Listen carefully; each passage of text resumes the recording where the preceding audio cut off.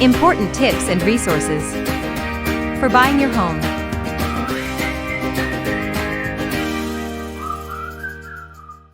Okay, yeah, I got that one. And whatever the presentation you gave regarding the Brentwood, which is pretty good, and whatever the numbers you posted out, right? It sounds promising. Yeah. Only I think only one. I'm like, what are the chances that we won't be able to find renters, right? Or like, how long can be a thing that we won't be able to find a renter? Yeah, so towards the beginning of the presentation, taking a look at what's going on right now, somebody listed their property one day ago and they got, I think it was 7 to 9 applications. And then from 30 to 40 days ago, they got 30 to 40 applications. And one person got 99 contacts. So I believe that's when somebody clicks the phone number. So okay, that's essentially what it would look like. I wouldn't say anything other than the exact numbers because the rest of it is just anecdotal. Okay. And like I said, Brentwood's not the end all be all. I didn't pick that because that's like my super duper favorite market. I actually think Mountain House is one of the best ones, just because it's a little bit further out, so it's a little bit more undervalued. Essentially, what things look like is whatever the prices in Santa Clara, San Jose, and stuff like that are, and kind of how things are economically going over here and how the infrastructure is going. We essentially get to look into the future, and that's what those areas an hour out are gonna look like. And you can see this if you go to any of the older areas like Atlanta or LA that have had a little bit more time to mature than the Bay Area. Okay, got it. And how is the market in the Fresno right now? Is it picking up or is it... Fresno is good. I have a guy, and you guys should check him out. He's a very smart guy, and learn from him. He one rental at a time. I believe his name is Michael Zuber. He wrote the book One Rental at a Time. If you go on Amazon, I'll put that in the chat right now. Amazon.com. Okay.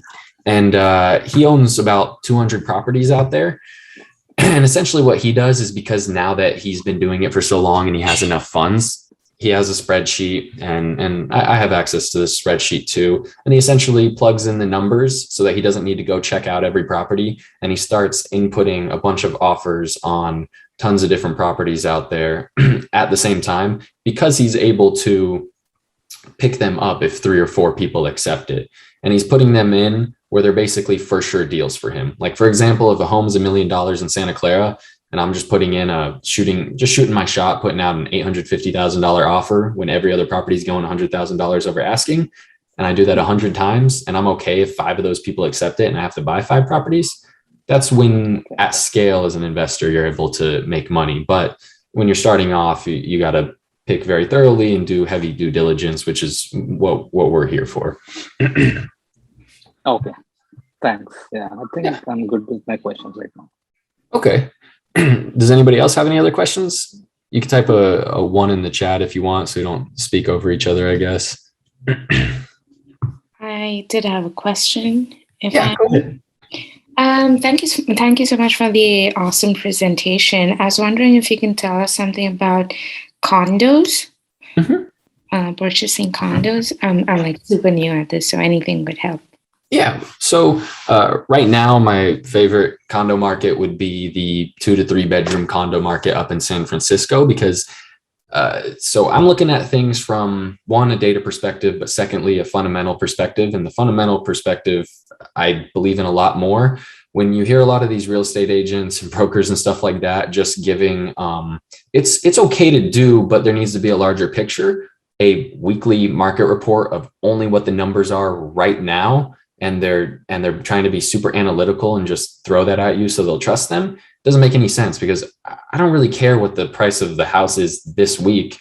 Why was it that expensive back then? How expensive is it going to be forward? And the only way to do that is through a fundamental perspective. And that's where a little bit of art comes into it. And so one day before an article was released in San Francisco, I was texting one of my clients, and I was saying, hey, I was looking at San Francisco 2-3 months ago, and the properties were $1 million, 600. There was one property for $600,000 for a 2-bedroom condo. And now 3 months later, there's 100, 200. A lot of this has to do with the rental moratoriums and stuff like that, and forbearance on the properties that were going on, and a lot of tenants being moved out because the Well, they essentially didn't have to pay for a year, so the landlords kicked them out. And on top of that, all of the remote work drove everybody from the city down to the Bay. They picked up all the properties here, and the properties are going to keep going up in value, especially as we continue to build new jobs here. But a lot of these people are going to shift back up into the city. And when that happens, all of these 2-3 bedroom condos are going to be picked up by these tech bachelors making 200-300 grand a year, plus their $200,000 to $400,000 in stock options that vest in 3 or 4 years.